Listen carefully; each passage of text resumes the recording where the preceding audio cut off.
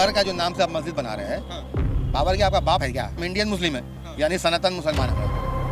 हमारे बाप दादा जो थे, परदादा जो भी थे, वो मुसलमान तो नहीं थे। बाबर के नाम पर सियासत कैसे हो सकता है? मस्जिद को लेके आप बाबरी मस्जिद क्यों बनाना चाह रहे हो? वहाँ आप बाबर के नाम पर मस्जिद स्वीकार कर लेंगे, लेकिन मुर्शिदाबाद में बाबर के नाम पर मस्जिद स्वीकार नहीं। आपका हिम्मत है, पहले आके वहाँ बनाइए तो पहले बाबर का नाम का मस्जिद वहाँ आके बना के तो दिखाइए। बाबर के नाम का जो मस्जिद आप बनाने चाह रहे हो, मैं उसका विरोध कर रहा हूँ। वंदे मातरम बोलते हैं।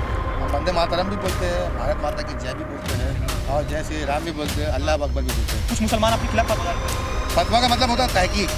बिना तहकीक का फतवा है तो जिससे कि लोग का फतवा। हमारे साथ एक और सनातनी मुस्लिम जुड़े हैं, उनसे भी बातचीत करेंगे। अपना परिचय बताइए। हमारा नाम मोहम्मद इम्तियाज आलम है। मोहम्मद इम्तियाज आलम। आलम जी, जो देश में दो मुद्दे चल रहे हैं, एक बाबर के नाम पर और एक वंदे मातरम के नाम पर, इन सारे विषयों को लेकर एक सनातनी मुस्लिम क्या सोचता है? दोनों मुद्दा जो है वो देश को बांटने वाला है। सिर्फ बांटने पर जो है कुछ लोग अपना राजनीति कर रहे हैं। हालांकि ये मुद्दा जो है, कहाँ बांटा जा रहा है बताइए? जो लोग बाबरी मस्जिद को फिर एक बार अगर जो है बंगाल में लाना चाह रहे हैं, तो आप बताइए ये जो है देश का जो है, देश का जो एकता है उसको तोड़ने का कोशिश कर रहे कि नहीं? कैसे कर रहे हैं? वो तो कह रहे हैं कि मुगल भी तो मुसलमान था, वो भी तो 5 टाइम का नमाज पढ़ता था, वो भी क्या बोलते हैं कलमा पढ़ता था। सुनिए, मैं मस्जिद का मुखालफत नहीं कर रहा हूँ। मैं मस्जिद का खिलाफ नहीं बोल रहा हूँ। मैं बाबर का जो नाम से आप मस्जिद बना रहे हैं, बाबर क्या आपका बाप है क्या? ये आपका दादा था। जो आप उसके नाम ही को लेके, जिस नाम को लेके पूरा देश पर अगर विवाद हो, इल्म ये कहता है, इल्म ये कहता है कि अगर दो मुल्कों में फसाद भी अगर हो रहा है, झगड़ा हो रहा हो, इल्म वो कहता है कि हम शांति अमन कायम कर देंगे। और जाहिलियत वो चीज होता है कि छोटी छोटी बात पर बड़ा बड़ा फसाद को जो है। शांति का जो आप बात कर रहे हैं, वो कुरान ही तो देता है शांति का संदेश, और मस्जिद तो शांति का आदेश देता है। तो आप मस्जिद का विरोध कर रहे हैं, बताइए। मैं मस्जिद का विरोध नहीं किया हूँ। मैं बाबर के नाम का जो मस्जिद आप बनाना चाह रहे हो, मैं उसका विरोध कर रहा हूँ। बाबर के नाम पर केवल मस्जिद बनाई जा रही है, नवाज तो अल्लाह के नाम पर। आप गरीब नवाज का नाम का मस्जिद बना लीजिए ना। हिंदल वाली जो सरकार है, जो राजस्थान में लेटे हुए है, आप उनका नाम का बना लीजिए मस्जिद। या कलियर में जो लेटे हुए यूपी में साबिर अलाउद्दीन, उनका नाम का बना लीजिए। या महबूब इलाही का नाम का बना लीजिए। बाबरी का क्यों बनाना चाह रहे हैं आप? इसका माने सीधा सीधी बात जो है, आप सियासत कर रहे हो मस्जिद के नाम पर या बाबर के नाम पर। बाबर के नाम पर सियासत कैसे हो सकता है? मस्जिद को लेके आप बाबरी मस्जिद क्यों बनाना चाह रहे हो? आप मस्जिद बनाना चाहते हो, बनाओ ना। आप मंदिर बनाना आप मंदिर बना लो। नाम को लेके जो है आप तो राजनीति कर रहे हो। सुप्रीम कोर्ट ने जब आदेश दिया था राम मंदिर का, उसके बाद उन्होंने कहा कि आप राम मंदिर बनवा सकते हैं। 5 एकड़ जो जमीन है बाबरी मस्जिद के लिए दिया गया था। अब वो बाबर मस्जिद बनाए या ना बनाए उनकी बात है, लेकिन मुर्शिदाबाद में जो नींव रखी गई है बाबरी मस्जिद के नाम पर, तो मुसलमानों को समर्थन करना चाहिए। तो मुसलमानों का हिम्मत है। मैं एक मुसलमान होके मैं मुसलमान को चैलेंज कर रहा हूँ। उस मुसलमानों को चैलेंज कर रहा हूँ जो लोग अपना भड़काऊ भाषण देके अपना वोट को जो है, अपना उल्लू को सीधा करना चाह रहे हैं। मैं उनको ये बात का दावत दे रहा हूँ कि 5 एकड़ जमीन जो बाबरी राम मंदिर के बगल में जो दिया गया मस्जिद के लिए, वहाँ आके बाबरी मस्जिद बनाइए आप। आपको किसने मना किया? आपका दम नहीं है। वहाँ आप बाबर के नाम पर मस्जिद स्वीकार कर लेंगे, लेकिन मुर्शिदाबाद में बाबर के नाम पर मस्जिद स्वीकार नहीं। आपका हिम्मत है, पहले आके वहाँ बनाइए तो पहले बाबर का नाम का मस्जिद वहाँ आके बना के तो दिखाइए। आप मस्जिद वहाँ बना सकते हैं, पर बाबर का नाम का मस्जिद वहाँ नहीं बन सकता है। अच्छा, आप भी मुसलमान हैं, आप जानते होंगे कि जहाँ विवादित जगह होता है वहाँ पे मस्जिद बनाना अलाउ नहीं है। नहीं, कोर्ट ने तो 5 एकड़ जमीन दिया है मस्जिद बनाने के लिए। आपका अगर इतनी आपको अफसोस है मस्जिद का, तो आप एक काम करिए, यूपी में जहाँ पर राम मंदिर के बगल में जो 5 एकड़ जमीन दिया है, वहाँ आके बाबरी मस्जिद बना के दिखाइए। अगर आपका दम है तो वहीं पर आके बना के दिखाइए ना। आप उल्टा जगह की आप कह रहे हैं कि विवाद मुसलमान खड़ा कर रहा है, कह रहे हैं कि जो हिंदू है वो बाबर का विरोध करके वो जो है देश में मुद्दा खड़ा कर रहा है। मैं बोल रहा हूँ कि आप गरीब नवाज मस्जिद बना लीजिए ना। आप बाबरी मस्जिद क्यों बनाना चाह रहे हैं? इससे सीधा सीधी तो पता चल रहा है कि आप गंदी सियासत जो है, गंदी सियासतों के पुजारी नहीं है हम लोग। वंदे मातरम बोलते हैं। सुनिए, जो सनातन मुसलमान है या सनातन हिंदू है, गंदी सियासतों के पुजारी नहीं है हम लोग। बेताज बादशाह है, बेकारी नहीं है हम लोग। हम लोग को आप लोग बेकारी मत समझिए। जो लोग इस तरह का राजनीति कर रहे हैं, कहीं ना कहीं कूड़ा कचड़ा समझ रहे हैं हम लोग को। हम लोग का इल्म नहीं है, ये समझ रहे हैं। आपको भिखारी कहाँ समझा जा रहा है? ओवैसी कहते हैं कि हमारे दिलों में बाबरी मस्जिद जिंदा है। हुमायूं कबीर कहते हैं कि हम बाबर का जो नींव रखेंगे, रख भी दिया उन्होंने मुर्शिदाबाद में। आप ही लोग को तो आवाज बन रहे हैं, कह रहे हैं कि हम ही तो हैं इस्लाम के जो सबसे बड़े मसीहा हैं। इस्लाम का जो मसीहा होगा ना, आप देखिएगा कि उसके आसपास में गरीबी जो है गरीबी नहीं रहेगा। अगर आप जो है आप अगर अच्छा खाना खा रहे हो तो आप अपने बगल वाला पड़ोस को भी अच्छा खिलाओगे, इसको बोलता है जिहाद। बाबर आपके आइडल नहीं है? ना, आपके आइडल कौन है? मेरे आइडल तो गरीब नवाज है। मेरे आइडल APJ अब्दुल कलाम आज़ाद साहब है। ये सब है आइडल।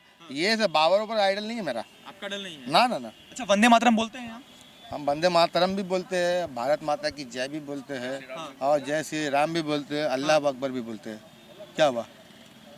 फिर आप आप हमारा ईमान और मजबूत होता है, क्योंकि हम 140 करोड़ के देश में रहते हैं।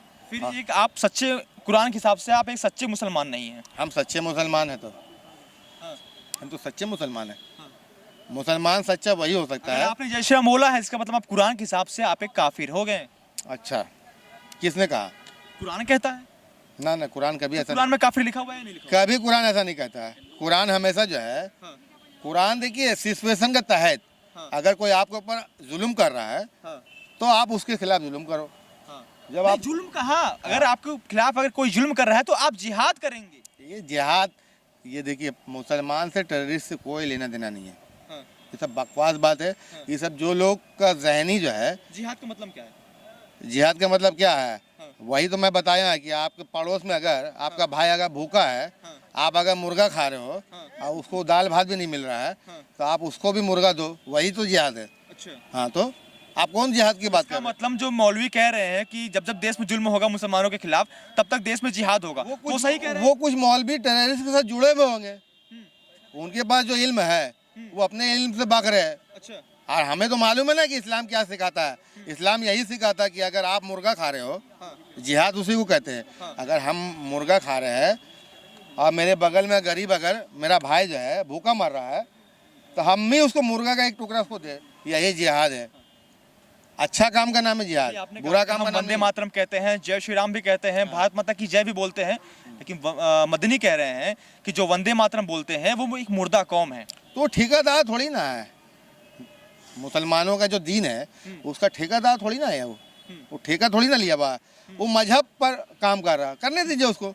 उसको खुद ही जो है वो मौलवी कहते हैं अपने आप को, झेलेगा, वो खुद झेलेगा। अब पूरा मुसलमान उसके साथ नहीं है। आप समझ जाइए, अगर 30 करोड़ मुसलमान है तो मुश्किल से 2-4 मुसलमान उनके साथ नहीं होते तो जमीयत उलमा हिंद के अध्यक्ष कैसे बन जाते हैं? देखिए, फिरका बंदी है इसमें। अच्छा, आप जब सर्वे करिएगा जमीन पर ना, तो मुसलमान में खुद ही 73 फिरका है। अच्छा, और सब अपना अपना जो है, क्या बताए, अपने घर की बात अगर बताए हम तो शोभा नहीं देगा। बताइए, खुल के बताइए, जो कृतियां है उसको आप खुल के वो कोर्ट में मतलब हम लोग जो है PL जो जमा कर रहे हैं वो कोर्ट में तो हम लोग देंगे बहस में। कोर्ट भी जाने वाले हैं। हाँ, एक बात बताइए, किस बात का आप PL? वो हमारे जो शमशाद अंसारी साहब है ना, हाँ हाँ, वो जो है PL डाले हैं कोर्ट में। 1-2 दिन के अंदर उसका अपॉइंटमेंट आ जाएगा, कोर्ट से डेट मिल जाएगा हमें। मेरा आखिरी सवाल आपसे ये है, आपने कहा कि हम एक मुसलमान हैं और साथ ही साथ एक सनातनी मुसलमान हैं। जब आप मुसलमान थे तो आपको सनातनी मुसलमान बनने की क्या आवश्यकता पड़ गई? असल में देखिए, हम लोग सनातन मुसलमान इसलिए है कि 800 साल 900 साल पहले क्या हिंदुस्तान में 30 करोड़ मुसलमान थी? क्या थे? नहीं थे। धीरे धीरे धीरे धीरे हमारे जब बुजुर्गान दिन आने लगे, जैसे गरीब नवाज आए, साबिर पिया आए, महबूब इलाही आए, दीन का पाठ पढ़ाया, तो आस्ते आस्ते हम लोग कन्वर्ट हुए। कन्वर्ट ही तो हुए हम लोग। 800 साल पहले क्या मुसलमान था इतना हिंदुस्तान में? नहीं था। सबसे पहले आदम अली इस्लाम आए थे, उनके बाद पूरी दुनिया बनी। वो तो कहते हैं कि सनातन से पहले भी इस्लाम आया है।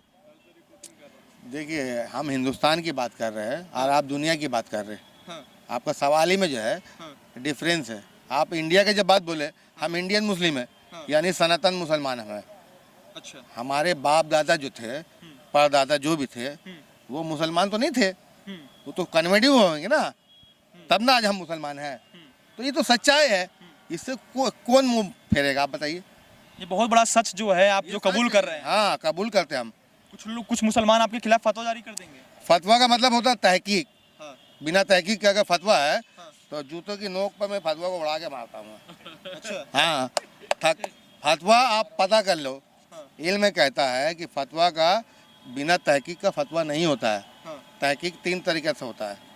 अगर मेरे खिलाफ कोई फतवा है तो हमारे पास फ़ोन आना चाहिए, या बुला के, या तो मेरे पास आ के। जी। बिना तहकीक का कोई भी फतवा का मान्यता नहीं होता। चलिए ठीक है, ठीक है, ठीक है, ठीक है। मोहम्मद जी बहुत बहुत शुक्रिया आपका हमारे साथ जुड़ने के लिए। बाकी आपकी क्या राय है कमेंट में जरूर बताइए। अभी के लिए इतना ही, बहुत बहुत धन्यवाद। जय हिंद, जय भारत।